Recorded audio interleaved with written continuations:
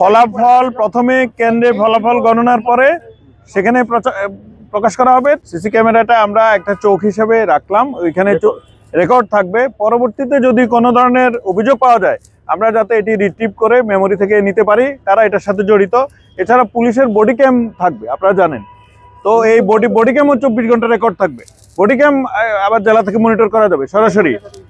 হ্যাঁ, এটার internet connectivity আছে। আর সিসি ক্যামেরা যেটি আছে সেটি আইপি ক্যামেরা নয়, বাট আমরা রেকর্ডটা পরবর্তী জাস্টিফাই করতে পারবো। সকল এরিয়াতে আমরা প্রায় 558টা কেন্দ্রে বাধ্যতামূলকভাবে সিসি ক্যামেরা আছে। আর কোস্টাল এরিয়ার জন্য কোস্টগার্ড কাজ করছে এবং প্রচুর পরিমাণে নেভি আছে এবং প্রচুর পরিমাণে পুলিশ মোতায়েন আছে।